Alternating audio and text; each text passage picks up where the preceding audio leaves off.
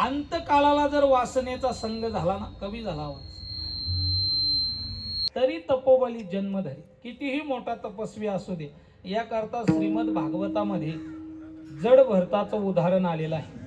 तो जड भरत राजा महाराज नारायणाचा परम भक्त होता आणि भगवंताची प्राप्ती करण्यासाठी सगळ्या सुखाचं त्याग करून, राज्याचा त्याग करून वनामध्ये गेला.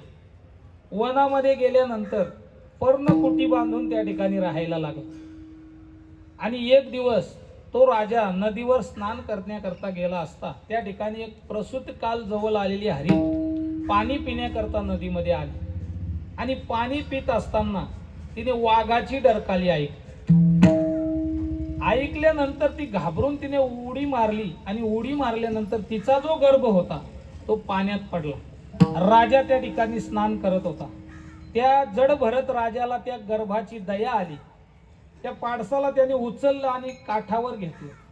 काठावर घेतल्यानंतर बराच वेळ तिथं थांबून राहिला. ती हरिण काही पुन्हा आली नाही. आणि मग शेवटी त्याने ते पाडस उचललं आणि आपल्या पर्णकुटीमध्ये घेऊन गेला. आणि मग तो त्या पाडसाचं पालन पोषण करू लागला. आणि पालन पोषण करत असताना त्या पाडसावर त्याची ममता इतकी वाढली, प्रेम इतकं वाढलं की त्याला आपले नित्य कर्म करत असताना सुद्धा ते पाडस ध्यानात येऊ लागले. आणि ही ममता जी आहे ना, ती अत्यंत घातक आहे. ममता ही परमार्थालाही घातक आहे आणि ममता ही देशालाही घातक आहे. बोध पुत्र निर्माण झाला तेव्हा ममता म्हातारी मरून गेली. तेव्हा कधी मरत काय माहिती. त्या पाडसावर इतकी ममता वाढली, हळूहळू ते पाडस मोठं झालं आणि रानात निघून गेलं. निघून गेल्यानंतर सतत त्या पाडसाचं चिंतन करू लागला. आणि त्या पाडसाचं ध्यास लागल्यामुळे त्याला त्या समयामध्ये मृत्यूने गाठले. आता वास्तविक तो नारायणाचा भक्त होता, त्याच जन्मामध्ये मुक्त झाला होता. परंतु अंतकाळाला त्या पाडसाची वासना झाल्यामुळे त्याला हरणाच्या गर्भामध्ये जन्म घ्यावा लागला. घाला तो घातला वासने, घाला तो घातला वासने, घाला तो घातला वासने, घाला तो घातला. जड भरत राजा हरणागर्भी गेला, राजा हरणागर्भा गेला. जड भरत राजा हरणागर्भी गेला, भरत राजा हरणागर्भा गेला. घाला तो घातला वासने, घाला तो घातला वासने,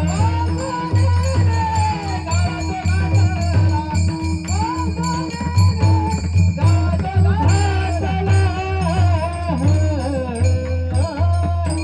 जड भरत राजा हरणी गर्भा गेला, घाला तो घातला वासनेने. अंतकाळाला जशी ज्याची वासना होते, वासना जर शिल्लक राहिली तर जन्म घ्यावा लागतो. जन्माची 4 कारणं तुमच्या समोर मांडलेली आहेत. कर्म जर शिल्लक राहिलं जन्माला यावं लागतं. पाप जर झालं जन्माला यावं लागतं. पाप पुण्य समान झाले तर जन्माला यावं लागतं. आणि वासना जर शिल्लक राहिली तर जन्माला यावं लागतं. मग जशी जन्माला कारण आहेत तशी मृत्यूलाही कारण आहे. आता मृत्यूची कारणं सांगण्या अगोदर मृत्यूचे प्रकार सांगतो. प्रकार किती प्रकारचा मृत्यू आहे तर पहा. मृत्यूचे काही प्रकार आहेत. किती प्रकार आहेत? पहिला प्रकार आहे काल मृत्यू, दुसरा आहे अकाल मृत्यू, तिसरा आहे महाकाल मृत्यू, चौथा आहे स्वइच्छा मृत्यू, पाचवा आहे परेच्छा मृत्यू आणि 6वा आहे तीर्थ मृत्यू. हे 6 प्रकार मृत्यूचे आहेत. तर पहा, पहिल्यांदा आपण तीर्थ मृत्यू पाहू. तीर्थ मृत्यू कोणाचा होतो? तीर्थ मृत्यू कोणाचाही होत नाही. जे वीर जवान आपल्या देशाचं संरक्षण करण्यासाठी सीमेवर एखाद्या शत्रूशी युद्ध करता करता त्यांना जे मरण येतं ना, त्याला तीर्थ मृत्यू म्हटलेलं आहे. त्याला वीर मरण असं म्हटलेलं आहे. ते तीर्थ मृत्यू. त्याच्यानंतर आहे परेच्छा मृत्यू. म्हणजे दुसऱ्याच्या इच्छेने एखादा अपघात होणे, झाड कोसळणे, भिंत कोसळणे, एखाद्याने डोक्यात दगड घालणे, हे परेच्छा मृत्यू. त्याच्यानंतर आहे स्वइच्छा मृत्यू, म्हणजे स्वतःच्या इच्छेने. याच्यामध्ये साधू संत येतात. एकनाथ महाराजांचं उदाहरण आपल्याला माहीत आहे. ज्या वेळेला महाराजांचं निर्याण झालं, प्रेत यात्रा निघाली, भाईबंधांनी खांदा लावलेला आहे. प्रेत यात्रा अर्ध्या रस्त्यामध्ये गेली. अर्ध्या रस्त्यामध्ये गेल्यानंतर एक भाईबंद बोंबलला. काय म्हटलं? नाथांनी जन्मभर परमार्थ केला, परंतु शेवटी आपल्याच खांद्यावर जायला लागलं. नाथ महाराजांनी ऐकलं आणि उठून बसून राहिले. अरे खाली ठेव, खाली ठेव, मला नाही तुझ्या खांद्यावर जायचं. इथून उठले आणि घरी गेले. पुन्हा काही दिवसांनी निर्याण झाले. पुन्हा प्रेत यात्रा निघाली. आता सगळ्यांनी ठरवलं कोणी कोणाशी बोलायचं नाही, हलू हलू चाला, कोणी कोणाशी न बोला, काही कोणी कोणाशी बोलायचं नाही, नाहीतर हा बाबा परत उठे. आता प्रेत यात्रा जात असताना एक केलीन बाई आपल्या मुलीला पहिल्यांदा सासरला नांदायला घेऊन निघाली. आणि तिने प्रेत यात्रा पाहिल्यानंतर ती म्हटली, या बाबाला काही आजच जायचं होतं, पहिल्यांदा माझ्या मुलीला सासरला नांदायला चालवली आणि आजच कसं काय गेलं? महाराज लगेच नाथ महाराज पुन्हा उठून राहिले. अरे बाई, तुझ्या मुलीला सुखानं नांदायला जाऊ, मी आजच गेलो पाहिजे असं काही नाही. पुन्हा घरी गेले आणि नंतर फाल्गुन वद्य षष्टीला विना गळ्यात घेतला, भजन करत करत गोदावरीच्या पात्रात शिरले आणि आपला देह विसर्जन केला. त्या ठिकाणी पैठणकरांना नाथ महाराजांचं कुठलाही प्रकारचं पार्थ शरीर सापडलं नाही. त्या ठिकाणी एक कमलाचं फूल उगवलं. त्या कमलाच्या फुलावर पैठणकरांनी समाधी मंदिर बांधलं. म्हणजे स्वइच्छा मृत्यू, याला म्हणायचं स्वइच्छा मृत्यू. येतो जातो आम्ही देवाच्या संगत, तुका म्हणे गाता देवनाम, तुका म्हणे गाता देवनाम.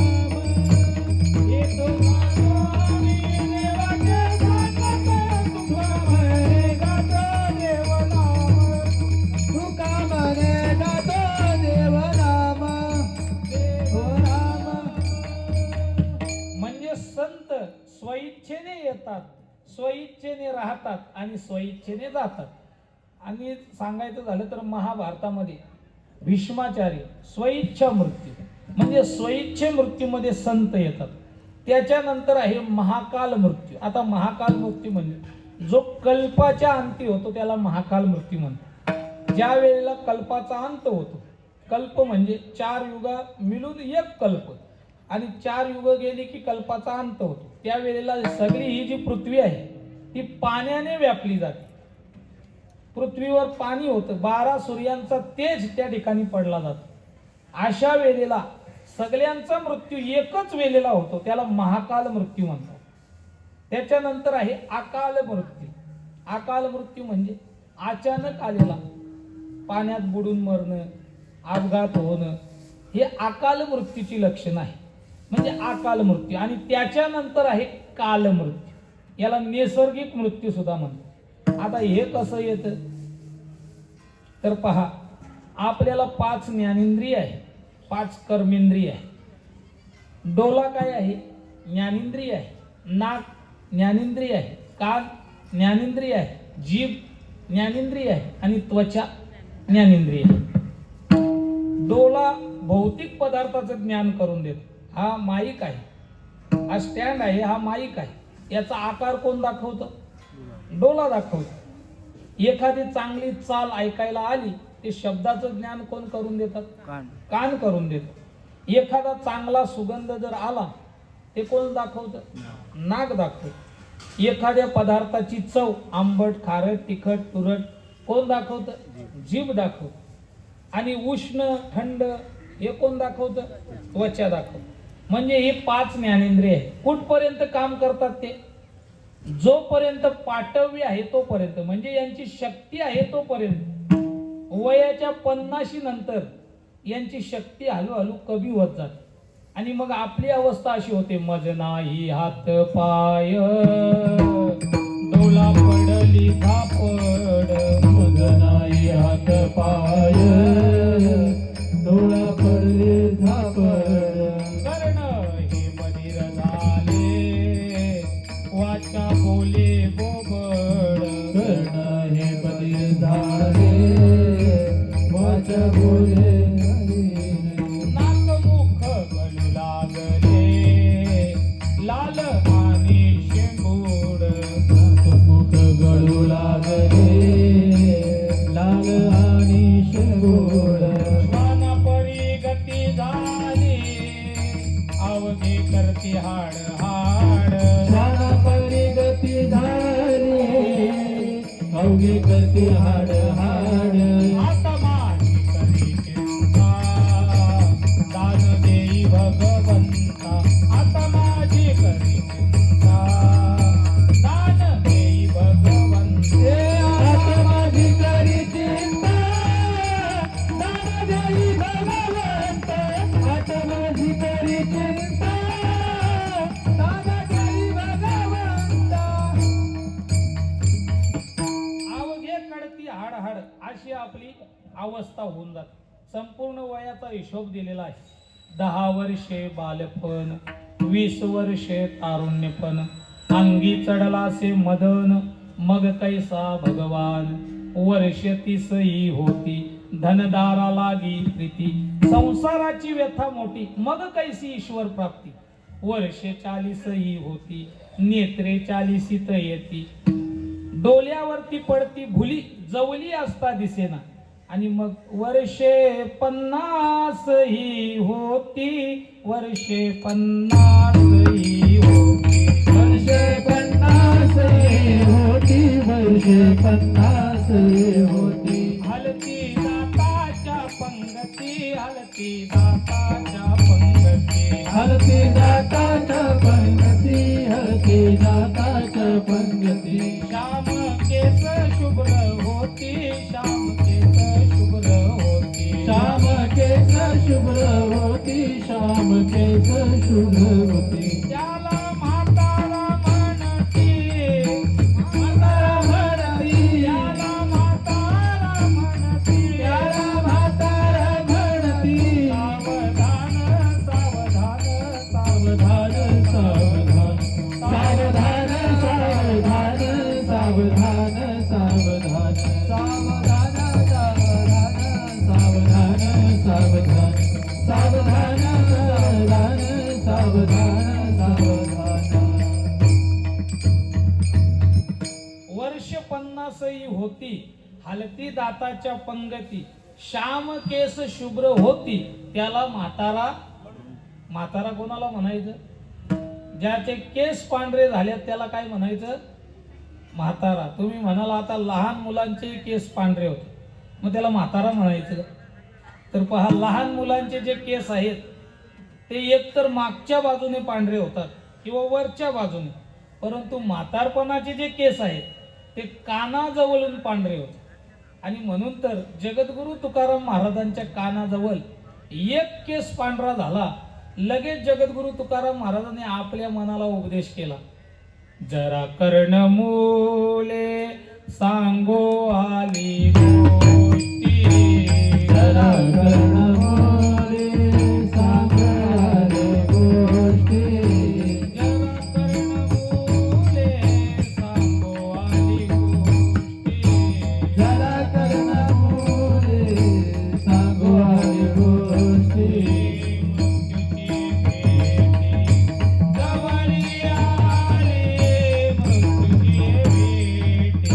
जवळी आले मृत्यूची भेटी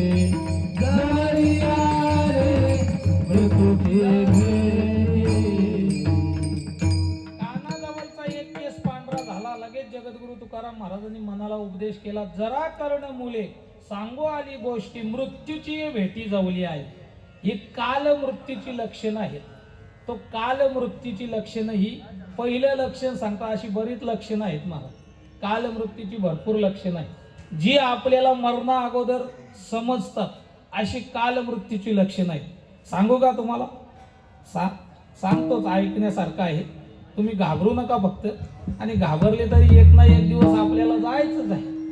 काल मृत्यूची लक्षणं सांगतात. पहिलं लक्षण सांगितलं, जरा कर्ण मुले सांगो आली गोष्टी, मृत्यूची भेटी जवळी आली. कानाजवळचे केस पांढरे झाले की समजायचं मृत्यूची भेट जवळ आलेली आहे. आता काही काले करतात, तो भाग सोडून द्या. अजून मृत्यूची काही लक्षणं जी आपल्याला मृत्यूच्या अगोदर कळतात. जन्मेजय राजांनी वैशंपायन ऋषींना प्रश्न केला की मृत्यूची लक्षणं कधी आणि केव्हापासून सुरुवात होतात. त्यांनी सांगितलं मृत्यूची लक्षणं 6 महिन्यापासून सुरुवात. पहा, ऐका, आपण सकाळी उठल्यानंतर पूर्व दिशेला जर निघालो तर आपली नैसर्गिक निर्माणे जी सावली आहे ती कोणत्या दिशेला पडेल? बोला. पश्चिमेला. आणि ती जर चुकून दक्षिणेला जर पडत असेल तर समजायचं 6 महिन्यावर आपला कार्यक्रम आलेला आहे. तुम्ही पुढची दिवाळी खात 6 महिन्यावर तुमचा. आता उद्यापासून सगळी सावली पाहायला सुरुवात. अजून पुढे सांगतात, आपण एखाद्या ठिकाणी वाहतं पाणी आहे. ऐकून ठेवा, लक्षात राहिलं तर तुम्हालाच फायदा होईल. वाहतं पाणी आहे आणि त्याच्या बाजूने आपण चालले आणि त्या ठिकाणी आपलं प्रतिबिंब त्या पाण्यात दिसतं. धड दिसतं, परंतु मुंडकं जर दिसलं नाही तर समजायचं 3 महिन्यावर आपला कार्यक्रम आला. अजून पुढे सांगतात, आपण रोज सकाळी उठल्याबरोबर आंघोळ करतो, बरोबर ना? करतो ना? की जुम्मे के जुम्मे नहाते हो, नाही ना? सकाळी उठल्याबरोबर आंघोळ करतो. बादलीच्या बादली पाणी अंगावर घे. आता बादलीच्या बादली पाणी अंगावर घेतल्यानंतर संपूर्ण अंग ओला होतो, परंतु छातीचा भाग जर कोरडा राहिला तर समजायचं 1 महिन्यावर आपला कार्यक्रम आला. तुम्ही होलीला नसणार. ज्ञानोबराय तर अजून पुढे जवळ येऊन सांगतात, ज्ञानोबरायांचा अभंगच आहे. ज्ञानोबराय सांगतात, आपल्या दोन्ही कानामध्ये बोट घातल्यानंतर एक नादब्रह्म ऐकायला येत. इथं कोणी घालू नका, घरी गेल्यावर पहा. नादब्रह्म ऐकायला येत आणि ते जर ऐकायला आलं नाही तर समजायचा 9 दिवसावर आपला कार्यक्रम आला. शिवरात्रीला तुम्ही 9 दिवसावर कानी घालून या बोट, नाद जे पहावे न दिसता जाणावे 9 दिवस. अजून पुढे सांगतात ज्ञानोबराय, ज्याच्या त्याच्या भोया ज्याला त्याला दिसतात. पाहिल्या बऱ्याच जणांनी. ज्याच्या त्याच्या भोया ज्याला त्याला दिसतात, त्या जर दिसल्या नाही तर समजायचं 7 दिवसावर आपला कार्यक्रम आलेला आहे. भोया पाहता न दिसती जाणा, आयुष्याची गणना 7 दिवस. अजून पुढे ज्ञानोबराय सांगतात, आपल्या डोळ्यामध्ये इथं बोट घातल्यानंतर या साईडला एक चक्र दिसतं. ते चक्र जर दिसलं नाही तर समजायचं 5 दिवसावर आपला कार्यक्रम आलेला आहे. अजून पुढे ज्ञानोबराय सांगतात, 1 दिवसाचं सांगतात, ज्याच्या त्याच्या नाकाचा शेंडा ज्याला त्याला दिसतो. पाहून घ्या, ज्याचा दिसला नाही त्याने हातवर करा, म्हणजे तयारी करायला. ज्याच्या त्याच्या नाकाचा शेंडा ज्याला त्याला दिसतो आणि तो जर दिसला नाही समजायचं तुम्ही सकाळच्या नाश्त्याला त्याची दिनी म्हणा राम कृष्ण, त्याची दिनी म्हणा राम कृष्ण, त्याची दिनी म्हणे राम कृष्ण, त्याची दिनी म्हणे राम कृष्ण.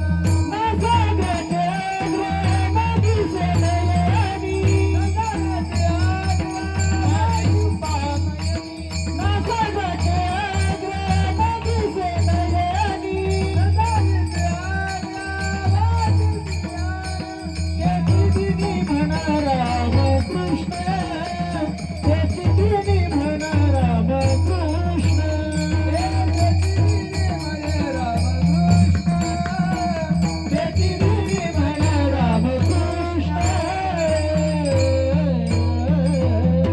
आपल्या नाकाचा शेंडा जर दिसला नाही तर काय करायचं? म्हणा त्याची दिनी रामकृष्ण. नासागरीच्या अग्र न दिसता नाही, म्हणा त्याची दिनी रामकृष्ण. तुम्ही 24 तासात मरणार. म्हणजे हे मृत्यूची लक्षणं आहेत जी मरणा अगोदर आपल्याला समजली जातात. परंतु आता मी सांगितले आणि तुम्ही ऐकले तुम्हालाही ती लक्षात राहणार नाही आणि मलाही नाही. का? कारण ज्ञानोबाराय सांगतात, ज्ञानदेव म्हणे हे साधूचे लक्षण अंतकाली आपण पहावे. ही साधूची लक्षण आहे, त्याकरता साधना करावी लागेल, परमार्थ करावा लागेल, तेव्हा ती आपल्याला अगोदर समजली जाते. म्हणजे ही काल मृत्यूची लक्षण आहे. आणि तो काल मृत्यू, आता हे मृत्यूचे प्रकार झाले, मृत्यूची लक्षणं सांगितली, मृत्यूचे प्रकार सांगितले, जन्माची कारणं सांगितली. आता मृत्यूची कारणं आपल्याला पाहिजे. आता मृत्यूला किती कारणं आहेत? आता मृत्यूलाही भरपूर कारणं आहेत, परंतु आपण त्यातली 4-5 कारणं पाहू. मृत्यूला कोणती कोणती कारणं आहेत? तर पहिलं मृत्यूचं कारण आहे इंद्रिय अधीनपण. इंद्रियांच्या अधीन मनुष्य झाला की मृत्यू ओढावतो. दुसरं कारण आहे जीवनात विक्षेप निर्माण झाला की मृत्यू ओढावतो. तिसरं कारण आहे अतिरस जर सेवन केला तर मृत्यू ओढावतो. चौथं कारण आहे विरस जर निर्माण झाला तर मृत्यू ओढावतो. पाचवं कारण आहे नको त्या लोकांच्या संगतीत गेलो तर मृत्यू ओढावतो. सहावं कारण आहे आपण जर कोणाशी वैर केलं तर त्या वैरानेही मृत्यू ओढावतो. सातवं कारण आहे आपण जर एखाद्याची हत्या केली तर त्यानेही आपल्याला मृत्यू ओढावतो. आणि आठवं कारण आहे काय? जीवनात जर आशा धरली तर त्या आशेनेही मृत्यू ओढावतो, जे आजच्या अभंगात आलेला आहे. विठाला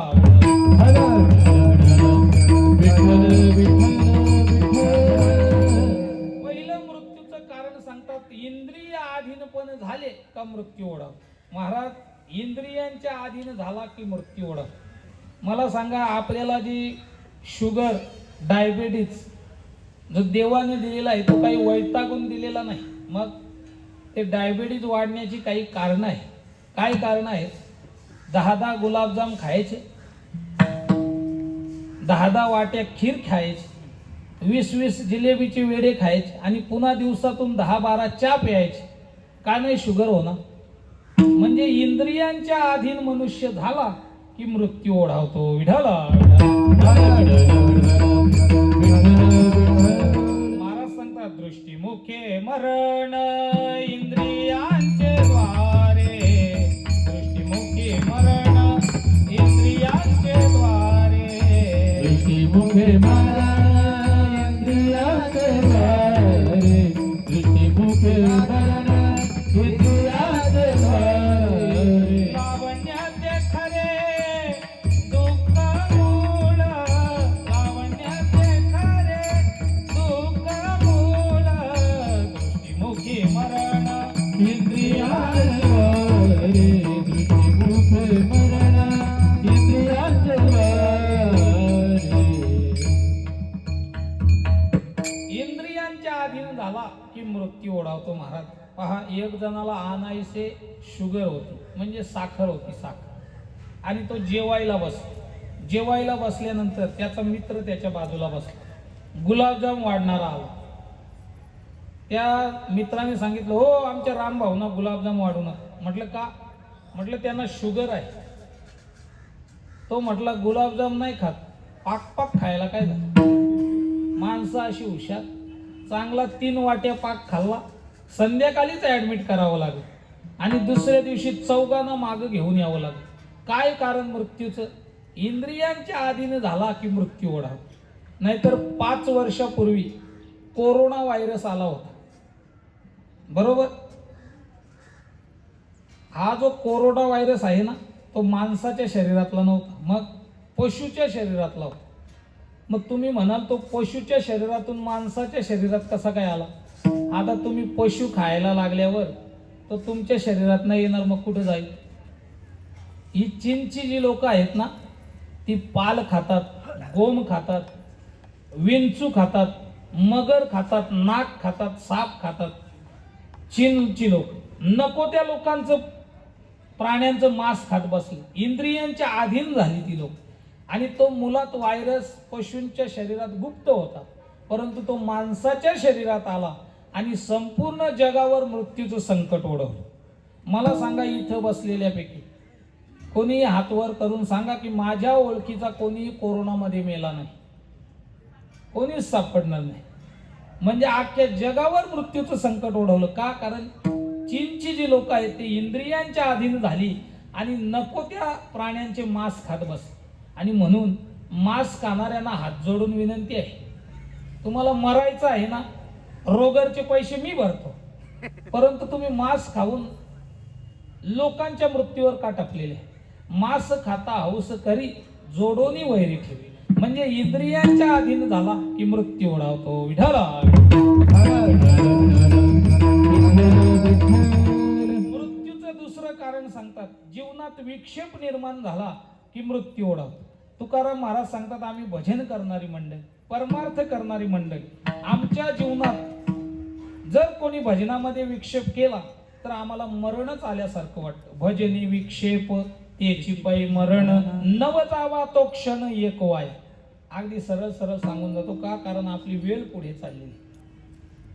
आपल्या जीवनात जर विक्षेप निर्माण झाला तर मृत्यू ओढावतो. म्हणून जीवन जगत असताना, घरात राहत असताना, गावात वावरत असताना आपल्या मुलं कोणाला विक्षेप होईल असं वागू नये. कारण विक्षेपाने मरण येत. तुम्ही जर एखाद्याला विक्षेप केला आणि त्याचं जर मृत्यू ओढावलं तर त्या मृत्यूला जबाबदार तुम्ही राहणार. म्हणून कोणाला विक्षेप करू नका. का? कारण विक्षेपाने मृत्यू ओढाव. तिसरं कारण सांगतात, अतिरस जर सेवन केला तर मृत्यू ओढाव. अतिरस म्हणजे जो रस आपल्याला पचनी पडतो तोच आपण सेवन केला पाहिजे. इतर रसाच्या भानगडीत पडू. जो रस आपल्याला पचनी पडतो तोच. मला सांगा, आपण जर घाटावर गेलो तर तिथली माणसं 3 टाइम ज्वारीच्या बाजरीच्या भाकरी खातात. का? कारण त्यांना ते पचतं. त्यांचं वातावरण तसं आहे. आपण जर इथं भिवंडी तालुक्यामध्ये 3 टाइम जर ज्वारी बाजरीच्या भाकरी खाल्ल्या तर आपली अवस्था अशी होईल, भक्ती सुखे सुखावला, आडवा उभा रुंदावला, अशी अवस्था आपली होईल. आणि त्यांनी जर 3 टाइम भात खाल्ला तर तो त्यांना पचणार नाही. म्हणजे जो रस आपल्याला पचनी पडलेला आहे तोच आपण सेवन केला पाहिजे. इतर रसाच्या भानगडीत पडू नये. महाराज सांगतात, अनिका रसे मरण गाठी, येणे तुटी संसारे. विठाला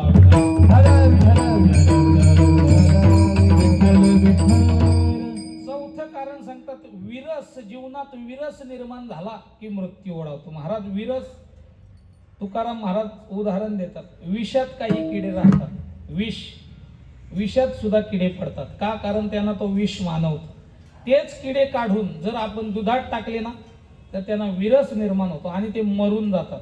तुकाराम महाराज म्हणतात, विषाचे ते किडे दुग्धी मारे, विषाचे ते किडे दुग्धी मारे, विषाचे किडे दुग्धी मारे, विषाचे किडे दुग्धी मारे. पर उपकार पुण्य त्या वावडे, पर उपकार पुण्य त्या वावडे, पर उपकार पुण्य त्या वावडे, पर उपकार पुण्य त्या वावडे. विषाचे किडे दुग्ध मारे, विषाचे किडे दुग्ध मारे. विषातले किडे काढून जर आपण दुधात टाकले तर ते मरतात. का? त्यांना विरस निर्माण होतो. अशी काही समाजात माणसं असतात, त्यांना ज्यांना ढोलकी ऐकायचा नाद आहे, डीजे ऐकायचं नाद आहे, रॅप सॉन्ग ऐकायचं नाद आहे, त्यांना जर हे कानावर पडलं ना, हे म्हणजे टाल मृदुंग, त्यांना विरस निर्माण होतो. मरण जवळ आल्यासारखं वाटतं. मरण काही लोकांना गावचा सप्ताह जवळ आला ना, मरणच आल्यासारखं वाटतं. एक जण म्हटलं, खाट काढ, म्हटलं मालावर नेऊन टाकतो. उद्यापासून सप्ताह चालू होणार आहे, अक्षर कानावर नाही पडला पाहिजे. महाराज खाट घेतली आणि मालावर नेऊन टाकली. विरस निर्माण झाला. तर नेमका बिबट्या सुटला होता, नाश्त्यावारी संपवला. काय कारण मृत्यूचं? विरस निर्माण झाला की मृत्यू ओढावतो. विठाला